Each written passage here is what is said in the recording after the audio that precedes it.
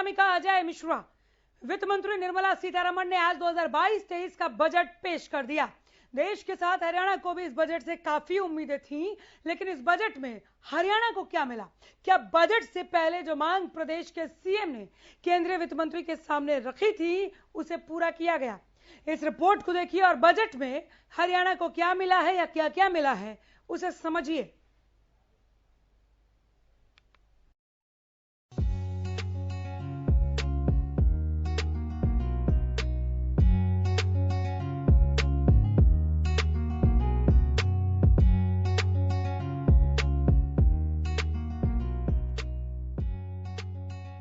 हरियाणा एक कृषि प्रधान प्रदेश है। छोटा राज्य होने के बावजूद प्रदेश की प्रगति में हरियाणा का बड़ा योगदान है। गेहूं, धान से लेकर खेत के कई उत्पादों में हरियाणा अग्रणी राज्य है। इसके अलावा यहां उद्योग धंधे भी बड़े पैमाने पर हैं। वित्त मंत्री निर्मला सीतारमण ने किसानों और छोटे उद्योगों से जुड़ी कई महत्वपूर्ण घोषणाएं की हैं, जो प्रदेश के हित में है। सरकार ने किसान आंदोलन के केंद्र में रही एमएसपी को अब सीधे किसानों के खाते में भेजने का ऐलान किया है। इस सत्र में 163 लाख किसानों से 1208 मैट्रिक टन गेहूं और धान खरीदने का भी ऐलान किया गया है। बजट भाषण में सीतारमण ने कहा कि एमएसपी के जरिए किसानों के खाते में 2.37 लाख करोड़ रुपए भेजे जाएंगे।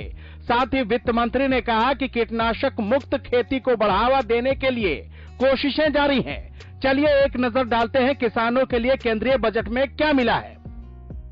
Inclusive development, our second priority. Agriculture. The procurement of wheat in Rabi 21-22 and the estimated procurement of paddy in Kharif 21-22 will cover 1,208 lakh metric tons of wheat and paddy from 163 lakh farmers, and 2.37 lakh crores will be the direct payment of MSP value to their accounts.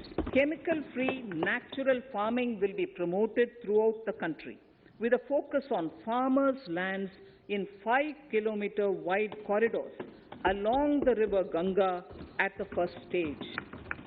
To reduce our dependence on import of oil seeds, a rationalized and comprehensive scheme to increase domestic production of oil seeds will be implemented. Delivery of digital and high-tech services to farmers with involvement of public sector research and extension institutions, along with private agri-tech players and stakeholders of agri-value chains. A scheme in PPP mode will be launched. A fund with blended capital raised under the co-investment model will be facilitated through the NABARD. This is to finance startups for agriculture and rural enterprise relevant for farm produce value chain. The activities of these startups will include inter alia, support for FPOs, machinery for farmers on rental basis at farm level, and technology including IT-based support.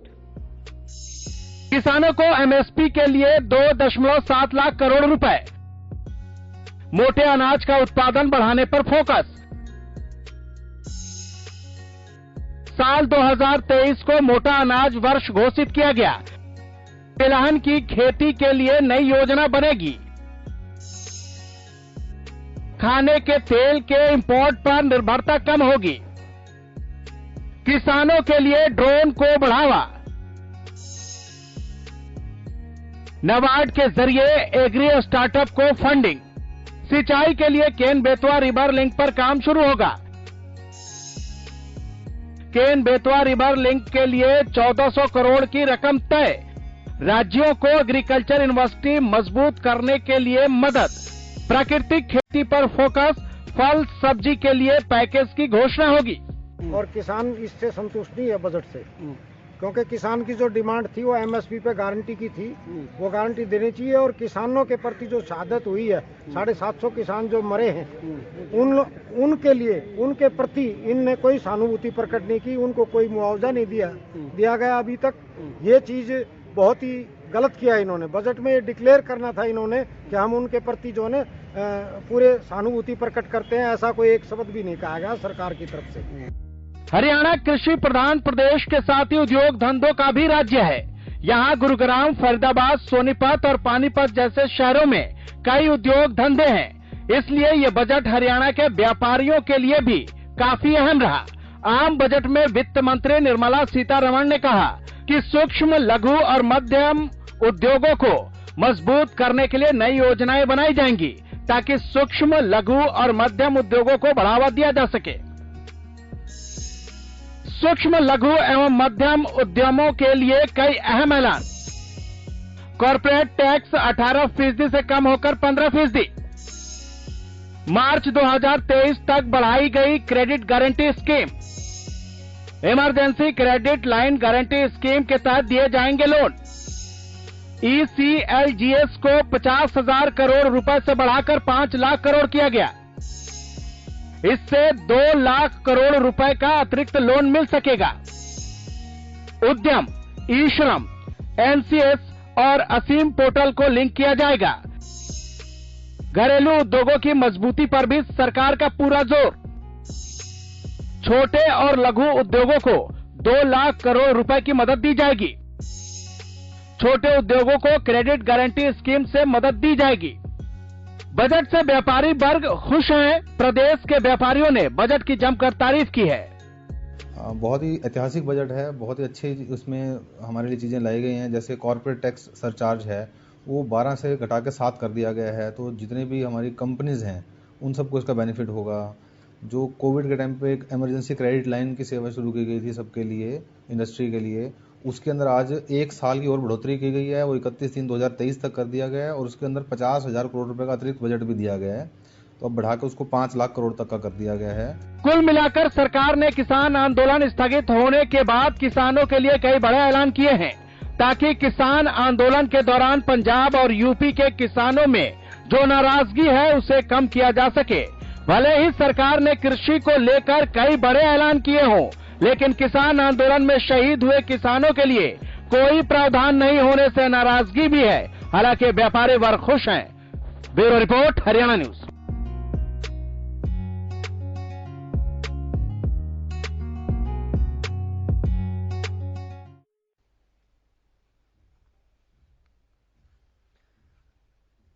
वही खाता सबके सामने है। भारत का budget आया, budget क्या क्या लाया, इसी पर बात कर रहे हैं। और इस आधे घंटे के इस पूरे कार्यक्रम में हरियाणा में इस बजट के जरिए क्या क्या आएगा या हरियाणा के लिए क्या रहा इस बजट में, हम उसी पर बात करेंगे।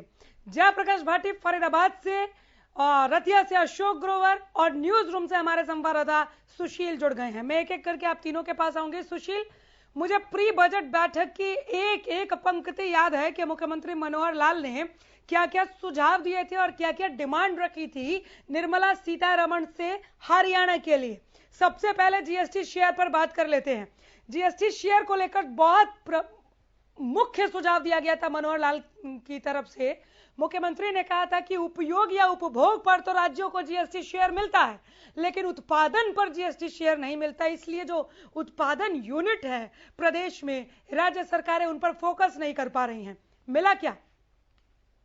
निश्चित तौर पर देखिए, जो जितने भी सुझाव आए थे इस बजट में, और उस बजट पर कहीं ना कहीं इस बजट को, पूरे बजट को देखते हैं तो इस पर लगता है कि उन सुझावों पे अमल किया गया है। यह एक समग्र बजट के रूप में देखा जा रहा है। और जब सवाल यह होता है कि हरियाणा को क्या क्या मिला, तो इन बजट के जितने भी सेक्शन हैं, जितने सेक्टर्स हों, चाहे वो रोजगार की बात करें, कंपनियों की बात करें, या फिर हम एग्रीकल्चर की बात करें, हेल्थ सेक्टर की बात करें, सब में हरियाणा अग्रणी है। चूंकि एनसीआर में 14 जिले हरियाणा के हैं। और जब भी कोई प्रोग्राम डिजाइन होता है, चाहे हम शहरी जो शहर हैं, महानगर हैं पूरे देश में, उन सेकंड और थर्ड टायर के जो शहर हैं उनमें डेवलपमेंट की बात हो, तो उसमें भी हरियाणा के कई शहर हैं जो उसमें उस कैटेगरी में आते हैं। तो निश्चित तौर पे अत्याधुनिक जब सुविधाओं की बात होगी तो हरियाणा उसमें सबसे अग्रणी होगा। हेल्थ सेक्टर की बात आपने की है, तो देखिए बड़े बड़े जो हॉस्पिटल्स हैं निश्चित तौर पे हरियाणा में हैं।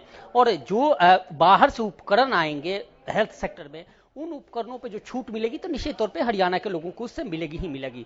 जो रोजगार सृजन की बात की गई है कि करीब 60 लाख रोजगार सृजन होंगे, 25 साल का जो रोड मैप जारी किया गया है, तो उसमें हरियाणा के युवा सबसे अग्रणी होंगे और यहाँ पे जो अनएम्प्लॉयमेंट का रेट है या एम्प्लॉयमेंट का जो रेट है उसमें कहीं ना कहीं इनको सबसे ज्यादा बेनिफिट होने के आसार दिख रहे हैं। क्योंकि उससे पहले हरियाणा में भारत कौशल विकास चल रहा है, प्रोग्राम चल रहा है, कार्यक्रम चल रहा है, ऐसे स्कीम्स चल रहे हैं और उन स्कीम्स के तहत युवा ट्रेंड हो रहे हैं। यहाँ उद्योग धंधे सबसे ज्यादा हैं, तो उद्योग धंधे ज्यादा हैं तो निश्चित तौर पे जो सरकार एमएसएमई में 6000 करोड़ देने की 5 सालों में घोषणा की है या उनकी स्थिति सुदृढ़ करने की बात की है, तो निश्चित तौर पे ये फायदा इनको दिख रहा है। दूसरा जो सबसे बड़ा सेक्टर जिस पर सबका फोकस था कि एग्रीकल्चर का सेक्टर, तो निश्चित तौर पे एग्रीकल्चर का आपको अनामिका जानकर खुशी होगी कि 2023 जो है उसे मोटे अनाज के रूप में, वर्ष के रूप में मनाया, उस साल को मनाया जाएगा। यानी मोटे अनाज में आते हैं ज्वार, बाजरा, सामा, कोदो और रागी,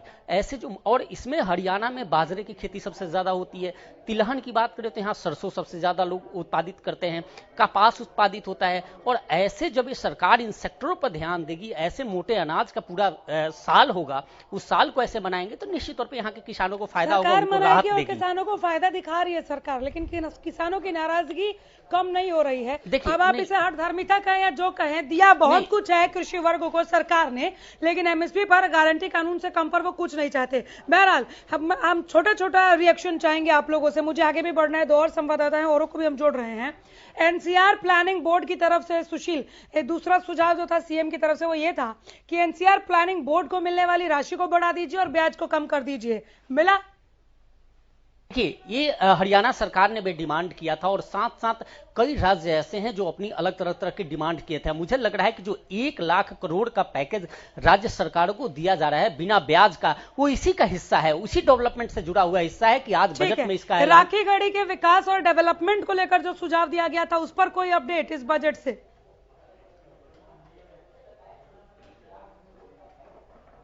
माफ कीजिएगा, आवाज नहीं आई।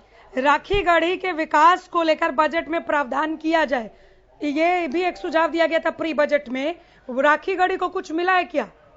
हाँ, नहीं, देखिए, ओवरऑल पार्टिकुलर किसी चीज को इंगित करके तो नहीं दिया गया है, लेकिन जो पीएम शक्ति गति योजना है या फिर हम डिजिटलाइजेशन की बात करें उसके तहत, तो निश्चित तौर पे उसमें इसका प्रावधान है। मैं लौट जाऊंगी, हमारे साथ अशोक ग्रोवर रतिया का रिस्पांस और रिएक्शन बताने के लिए मौजूद हैं।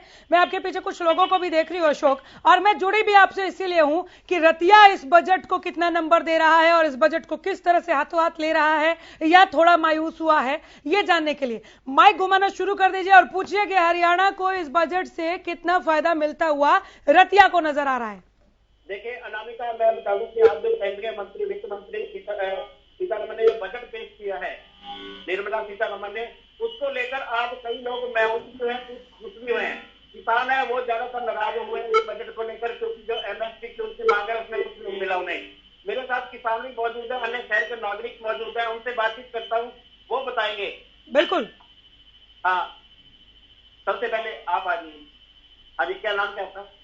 मेरा नाम है सीएन भारती। हाँ, ये बताएं जो आज बजट पेश हुआ है केंद्र सरकार का, किस तरह मानते हैं उसको लेकर?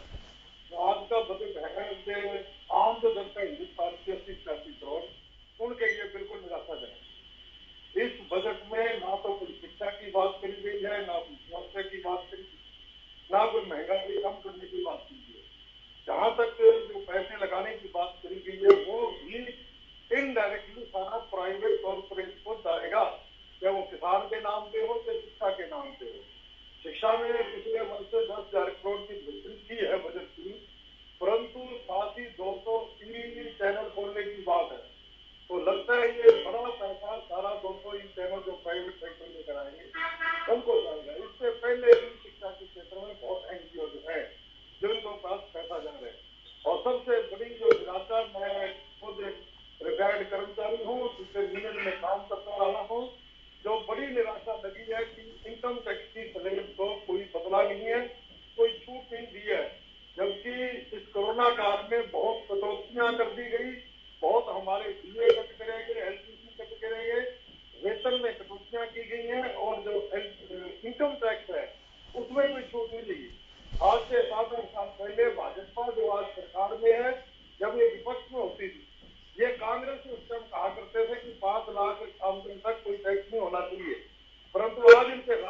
अशोक, छोटा छोटा रिएक्शन लीजिए, आगे बढ़ाते रहिए माइक, बहुत कम वक्त है हमारे पास और हमको सबको सुनना है। इनको नहीं पकड़ा है। 60 लाख नौकरियों के सृजन पर भी बात कर लीजिए, रोजगार पर भी बात कर लीजिए। शिक्षा क्षेत्र में निराशा है, किसी को नौकरी देने की बात नहीं कर रही है। मतलब बड़ा अजीब लगता है कि 25 साल का आगे का सपना, जो आज बच्चा 20 साल का है वो 25 साल में 45 का बूढ़ा हो जाएगा, उसके रोजगार की बात नहीं कर रहे। केवल आप आइए आगे एक बार। किसानी को लेकर जिस तरह आंदोलन हुआ था उसके बाद किसानों को भी बजट में काफी कुछ मिलने की उम्मीद थी, मिली है, किस तरह मानते हैं इसको लेकर? बिल्कुल निराश किया है जी, बिल्कुल किसान को तो बिल्कुल ही निराश किया है। हमने उम्मीद की थी कि शायद हम ये काले कानून वापस करवाने के बाद सरकार अब सोचेगी, क्योंकि सरकार ने खुद मान लिया कि उससे गलती हुई है, तो अब गलती सुधारने का एक बहुत बढ़िया मौका था मोदी के पास, सरकार के पास। वो चाहती तो इसके अंदर सरकार किसानों को कुछ दे करके शायद अपनी गलती। 3 कृषि कानून वापस तो ले लिए, बातें मान तो ली आपकी।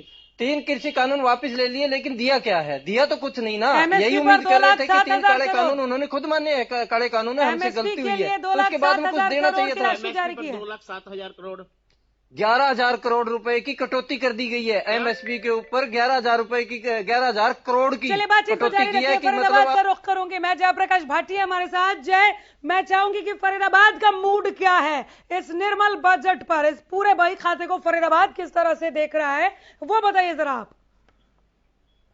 जी अनामिका जी, जैसे मैं आपको बता दूं, जब से बजट जो आया है उसको लेकर के जो व्यापारी हैं,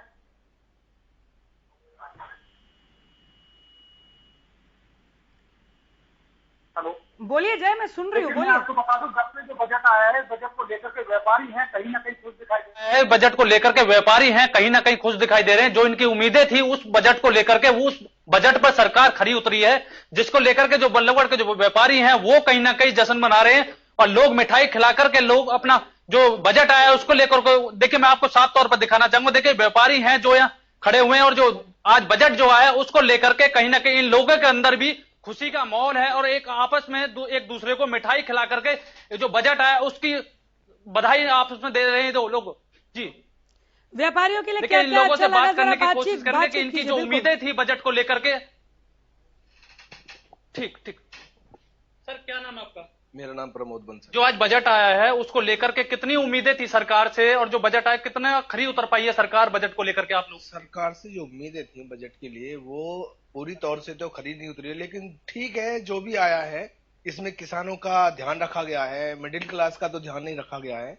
लेकिन छोटी मोटी जो इंडस्ट्रीज हैं, जैसे शू इंडस्ट्रीज है, कपड़ा उद्योग है, इनके लिए थोड़ी राहत की खबर है, जिससे कि जो उद्योग अभी ढल पड़े हुए हैं ये कोरोना की वजह से, इसमें थोड़ी रनिंग होंगे और लोगों को रोजगार मिलेगा। और जो ये नौकरी की जो दिक्कतें आ रही हैं, अब ये जो है ये जो फैक्ट्रियां जो चालू हो जाएंगी, अच्छी तरह से लोगों को रोजगार भी मिलेगा और लोगों के कारोबार भी होंगे। और जो ये किसानों के लिए जो पहले 6,000 थी, अब मेरे ख्याल से 9,000 रुपए कर दी है निधि, उससे भी फर्क मिलेगा। और जो किसानों के लिए जो भी और भी सुविधाएं हैं उनको भी कर रही है सरकार। किसानों की तरफ बहुत ध्यान है सरकार का, ऐसा नहीं है। क्विक रिएक्शन लीजिए जय, क्विक रिएक्शन आगे बढ़ाइए। किसानों की उससे ही चलता है, क्योंकि हमारे देश की रीढ़ की हड्डी है किसान। और देखिए और भी हमारे साथ लोग मौजूद हैं, उनसे बात करने की कोशिश करेंगे कि उनका किस तरीके से रुझान है, जो बजट आया है उसको लेकर के क्या प्रतिक्रिया उनकी। क्या नाम है सर आपका? मेरा नाम पवन है। पवन जी, जो बजट आया है उसको किस तरीके से देख रहे हो, जो आम जन के लोगों के हक में आया क्या है? नहीं, जो सरकार का जो बजट आया है उससे आम जनता पूरी तरीके से संतुष्ट है, जिसमें कि युवाओं के लिए सरकार ने 60 लाख के आसपास नौकरियों का प्रावधान रखा है, और तकरीबन 80 लाख हमारे प्रधानमंत्री आवास योजना के अंतर्गत 80 लाख परिवारों को उससे फायदा मिलेगा। और जनता को पूरा विश्वास है कि ये जो सरकार है इनके हित का ही कार्य करेगी। बातचीत को जारी रखिए। पिहोवा का रुख कर रही हूं मैं हमारे साथ, पिहोवा का हाल बताने के लिए, पिहोवा का मन टटोलने के लिए इस बजट पर हमारे संवाददाता गगन जुड़ गए हैं। गगन, पिहोवा क्या कह रहा है इस बजट को लेकर, इस आम बजट पर कौन सी खास बातें पिहोवा की तरफ से आप सुन रहे हैं? जी बिल्कुल, देखिए अनामिका, देखिए जिस तरह से बात की जाए तो पिहोवा की तो लोगों का कहना है कि जिस तरह से सरकार ने जो बजट लाया बहुत ही अच्छा बजट लगाया है, लेकिन कहीं ना कहीं देखा जाए तो कि घर की रसोई पर भी ज्यादा ध्यान देना चाहिए था। हमारे साथ ज्यादा जानकारी के लिए हमारे साथ महिलाएं मौजूद हैं, उनसे भी जानेंगे आज जो बजट जो केंद्र सरकार के द्वारा जो पेश किया गया तो उसको आप कितने संतुष्ट है, उसको लेकर क्या कहेंगे? जी बाकी सब ठीक है। ये जो बजट होया पेश होया ये ठीक है। रसोई की तरफ ध्यान देना चाहिए, जो सिलेंडर है ये थोड़ा मतलब कम किया जाए। और देखिए हमारे साथ अनामिका और भी जो साथी मौजूद है उनसे भी जानूंगा कि जो आज केंद्र सरकार के द्वारा जो बजट पेश किया गया तो उसके क्या कुछ उम्मीदें थी आपको और क्या कुछ जो सरकार के द्वारा बजट पेश किया गया? जी, आज हमारे देश के माननीय प्रधानमंत्री जी की गाइडलाइंस में जो हमारी वित्त मंत्री ने यह गरीबों जो बजट पेश किया है, गगन ग्रेडी से आप सवाल पूछ सकते हैं। सब्जी, तरकारी, तेल, तिलहन, दाल, इन सब पर भी महंगाई को लेकर इनका कुछ सवाल रह गया क्या, जिस पर बोल नहीं पाएंगे? आज भी कई लोगों के घर में पीने का जल नहीं है, क्योंकि प्रधानमंत्री जी के द्वारा ये एक बहुत बढ़िया स्कीमें चलाई गई है। देखिए अनामिका, मैं पूछना चाहूंगा, जिस तरह से देखा जाए तो सब्जियां, फल वगैरह महंगी होती जा रही है, तो उसको लेकर आप क्या कहेंगे? जी, उसको भी थोड़ा मतलब कम करना चाहिए। सरकार ने इसकी तरफ ध्यान देना चाहिए, सारी रसोई की तरफ ध्यान देना चाहिए। जो खाने की चीजें हैं इनमें मतलब थोड़ा कुछ किया जाए, थोड़ा फर्क दिया जाए। जिस तरह से देखिए गैस सिलेंडर की बात की जाए तो सबसे ज्यादा जरूरी गैस सिलेंडर ही होता है, तो उसमें कहीं ना कहीं जो कुछ देखने को नहीं मिलेगा कम। नहीं, कुछ भी नहीं। बाकी ये जो फल फ्रूट है जो गरीब नहीं खा सकते, सभी के लिए मतलब होना चाहिए ये कम। ये बेचारे कैसे गुजारा करें? जिस तरह से देखिए टैक्स की बात की जाए तो टैक्स के अंदर किसी प्रकार का कोई बदलाव नहीं देखा गया, तो उसको लेकर क्या कहेंगे? जी सर, हम यही कहेंगे जो आज बजट पेश हुआ है, यह बजट हमें अभी नहीं, अगर हम चाहें इनका 1-2 महीने में इसका रिजल्ट मिले, नहीं, यह भविष्योन्मुखी बजट है जिसका फायदा हमें कम से कम 2 या 3 साल बाद मिलेगा। अगर हम देखा जाए सौर ऊर्जा को लेके प्रधानमंत्री जी ने जो स्कीम चलाई है PLI स्कीम के तहत, पहले हम जो सौर ऊर्जा का पैनल जो है वो खरीदते थे, चाइना से खरीदते थे, परंतु प्रधानमंत्री जी हमारे देश में ही अब इसको उत्पादन करने की इन्होंने स्कीम चलाई है, जिससे इसके रेट कम होंगे। सौर ऊर्जा के आने से देश में बिजली का उत्पादन ज्यादा होगा, हर घर में बिजली पहुंचेगी। और जल की इनकी तो योजना चली रही है, जल प्रधानमंत्री हर घर में जल की सुविधा इन्होंने दी है। 88 लाख लोगों के लिए इन्होंने गरीब लोगों के लिए घर बनाने की इन्होंने जो योजना चलाई है, बहुत गदगद नजर आ रहे हैं। मैं इन्होंने कहा भी हम 88 लाख लोगों के सुशील हमारे साथ बने हुए, आप सभी हमारे साथ बने रहिएगा, मैं लौट कर आऊंगी बारी बारी से। सुशील, कमोबेश हम कह सकते हैं कि जो प्रतिक्रियाएं आ रही हैं, जो रिएक्शंस आ रहे हैं विपक्षियों को छोड़कर आवाम की तरफ से, चाहे वो किसान है जो थोड़ा नाराज दिख रहा है, लेकिन कहीं कहीं पर किसानों ने स्वागत भी किया है कि हाँ जो मिला है हम अभी उससे खुश हैं, फिर भी वो MSP पर गारंटी कानून की बात करते हैं। चाहे वो स्टूडेंट है, चाहे वो व्यापारी हैं, चाहे वो गृहिणी है, थोड़ी थोड़ी अगर कहीं पर नाराजगी है लेकिन खुशियां भी है, तो इसे एक बैलेंस बजट कह सकते हैं क्या इस मुश्किल के समय में, कि जितना रूम था सरकार के पास उसमें उसने जितना काम किया है उसकी सराहना होनी चाहिए? सुशील, बिल्कुल। देखिए अनामिका, 3-4 चीजें समझने की जरूरत है। जो एग्रीकल्चर से जुड़े हुए लोग हैं, जो किसान हैं, वो अगर कहते हैं कि नहीं उन्हें कुछ नहीं मिला, तो ये कहना बेमानी होगा। क्योंकि फर्स्ट टाइम ऐसे, देखिए हम इसका जब जिक्र करते हैं तो 1951 में 51% लोग कृषि पर आधारित थे और कृषि को ही सब कुछ अपना मानते थे, उससे कमाई करते थे। 2014 का जो आंकड़ा, 2020 का जो आंकड़ा आया, उसमें 14% लोग कृषि से आय कर रहे हैं। ये आंकड़ा गवर्नमेंट का आंकड़ा है। और अभी भी 58% जो लोग हैं वो कृषि, जो आबादी है वो कृषि पर निर्भर करते हैं, अर्थात कृषि करते हैं। और कृषि से थोड़ा आगे बढ़ जाए तो स्टार्टअप्स या MSME है जहां पर रोजगार के बहुत सारे अवसर सृजित हो जाते हैं और लोग वहां से अपना आय जो है वो ले सकते हैं, तो वहां उस सेक्टर को भी बहुत कुछ देने की कोशिश की है। अगर आप आंकड़ों का जिक्र कर रहे हैं, अगर आपसे हम पूछे कि आप कितने अंक देंगे 10 में से, तो आपको क्या लगता है कितने अंक देने चाहिए? नहीं, देखिए ये पक्ष और विपक्ष का काम है अंक देना। हम पत्रकार हैं और पत्रकार की दृष्टि से कहें तो बैलेंस्ड है। और यह पहला बजट है जिसमें हम गरीब और वैसे लोगों तक पहुंच रहे हैं, बजट इसका लाभ पहुंचेगा। और पहली बार MSP को लेकर इस तरह से बजट जारी किया गया, जो ये था इसे भी देखना चाहिए। मैं आ रही हूँ जयप्रकाश भाटी, फरीदाबाद से अगर नंबर मांगे कि 10 में से अंक दो, कितने अंक दोगे बजट को, तो क्या कहता है फरीदाबाद? जल्दी से फटाक से 10 में से कितने नंबर बजट को? जय, देखिए फरीदाबाद में हमारे साथ लोग मौजूद हैं, उनसे बात करने की कोशिश करेंगे। बजट को लेकर कितने अंक वो सरकार को देना चाहेंगे? 10 में से कितने? 10 में से कितने? उसमें कितने अंक सरकार को देना चाहेंगे? कितने नंबर देना चाहेंगे? 10 में से कितने नंबर देना चाहोगे? हम तो सरकार को 10 में से 10 ही देना चाहेंगे। बहुत बढ़िया, बहुत अच्छा बजट आया बहुत बढ़िया। आगे बढ़िए, पियोवा से गगन है हमारे साथ। पियोवा कितने अंक देगा? गगन, पियोवा 10 में से कितने अंक दे रहा है निर्मला सीतारमण के बजट को? जी, जिस तरह से जो बजट पेश किया गया सरकार के द्वारा, उसमें आप 10 में से कितने अंक देना चाहेंगे? जी सर, हम 10 में से 10 अंक देंगे। 10 में से 10। तो प्योर फरीदाबाद तो बहुत खुश नजर आ रहा है। सुशील, चलिए आप लोग बातचीत को जारी रखिए। सुशील, मैं आपके पास भी बार बार लौट कर आती रहूंगी ताकि हम और ज्यादा अपडेट कर सके हमारे दर्शकों को। फिलहाल बहुत शुक्रिया आप सबों का इस तमाम बातचीत के लिए, जानकारी के लिए और आवाम से भी हमें मुखातिब कराने के लिए, बातचीत करवाने के लिए। आप देखते रहिए हरियाणा न्यूज।